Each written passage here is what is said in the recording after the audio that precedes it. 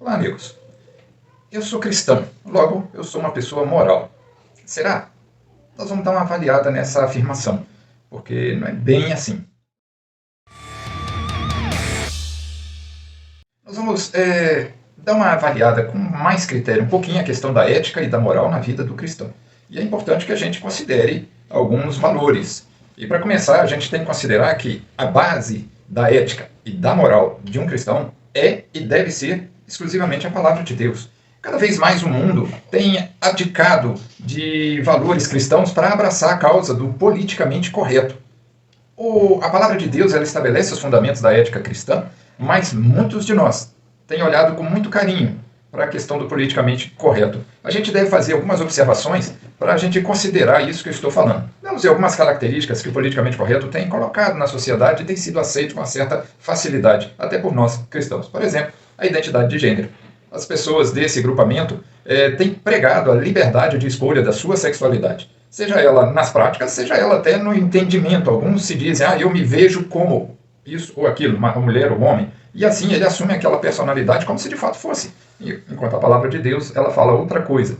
Outra coisa que tem sido pregado na sociedade. Exemplo, as ideias do comunismo, socialismo. Porém, essa ideologia política, ela tem na sua essência, em primeiro lugar, ateísmo. Eles negam a existência de Deus. No caso, a religião atrapalha a implantação desse domínio, desse controle do comunismo. Segundo, filhos pertencem ao Estado, porque pais atrapalham, porque pais põem na cabeça de filhos pensamentos que nem sempre são aqueles que interessam ao Estado.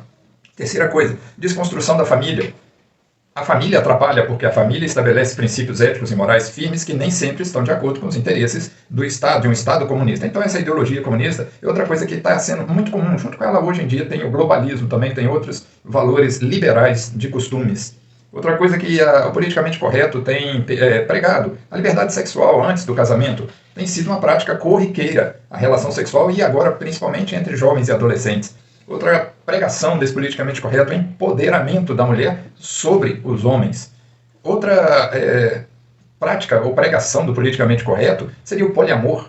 Você não precisa amar só uma pessoa, você pode ter mais de um amor, mais de um relacionamento, e assim, junto com isso, fica aceitável a bigamia, às vezes ter vários relacionamentos simultâneos. Outra coisa que o politicamente correto tem pregado, é uma ditadura das minorias, uma exaltação exacerbada do direito daqueles, entre aspas, desfavorecidos por serem minorias. Mas não, vamos fazer a distinção, brancos e negros, e os negros passam a ser os coitadinhos, homens e mulheres, as mulheres passam a ser as oprimidas, heterossexuais e homossexuais, os heterossexuais são opressores, discriminadores, homofóbicos. Então cria-se essa cultura de divisão do politicamente correto. Uma outra coisa também é o liberalismo revolucionário, prega-se a revolução, a transformação, destrói tudo que está aí para fazer de novo, e o jovem adolescente, principalmente, ele ama todas essas questões de rebeldia, de revolução, de começar de novo, explosivo, violento, rápido, urgente. Calma, não é assim. Vamos dar uma olhadinha. Por que o politicamente correto não é bom, eticamente falando, moralmente falando, aos olhos da palavra de Deus? Todas essas coisas que o politicamente correto prega, e eu falei algumas, são várias coisas, que eu não citei aqui inúmeras delas, todas elas atentam contra a palavra de Deus de alguma forma. Por exemplo, vamos começar a enumerar alguns atentados à palavra de Deus que o politicamente correto faz e incute na mente dos nossos jovens, das nossas crianças. Deus criou dois sexos, macho e fêmea, Deus criou. Então, nós temos visto aqui agora uma campanha contra uma igreja que gravou um vídeo de crianças falando, meu Deus, não erra, ele criou homem e criou mulher, enquanto empresas têm feito publicidades usando crianças, estimulando a identidade de gênero. Eles atentam contra a criação de Deus, é deturpação do que Deus fez. Outra coisa, o ateísmo atenta contra a existência de Deus. Deus existe, Deus é fato, Deus é criador, a natureza nos anuncia a existência de Deus. Outra coisa, o Estado deve educar a criança quando a palavra de Deus fala que os pais são responsáveis por isso. E essa relação de submissão do filho ao pai reporta-nos a nossa relação de submissão ao nosso pai, que é Deus. Então essa construção de Deus da família, onde o pai instrui o filho, é para nos educar isso.